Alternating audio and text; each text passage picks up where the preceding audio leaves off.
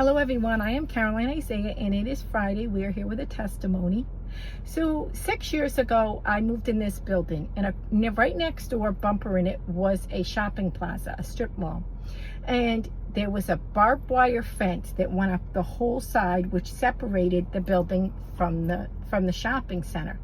There was an opening to get through, to pass through, a small narrow path that you could go through to get from one side to the other. And I would take that way every morning, weather permitting, to do my prayer walk.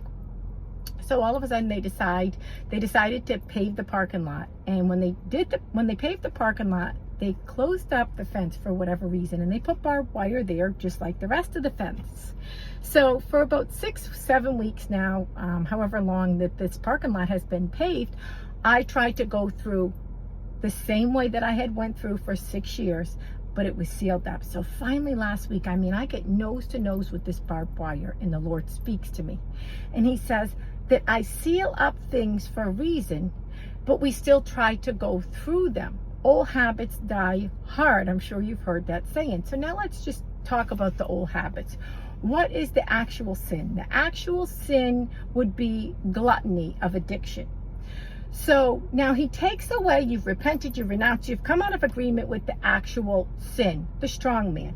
And all around the strong man is the gunman.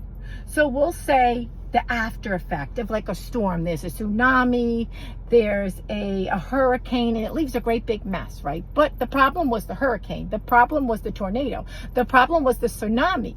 So now he's taken away the addiction, but you have all these little habits that surround the addiction.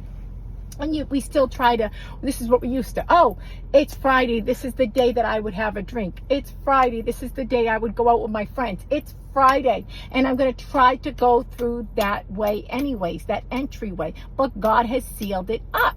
And he seals things up for a reason. Listen, the enemy knows what you do. He knows your patterns. He knows your likes and your dislikes. Why? Because he gave them to you.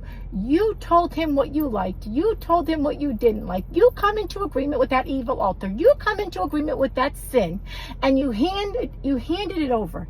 You hand delivered it to the enemy. So now he knows your patterns. He knows your likes. He knows your dislikes, and he certainly knows your sin, because that is how you came into agreement with it. He was the one that taunted you with it in the beginning.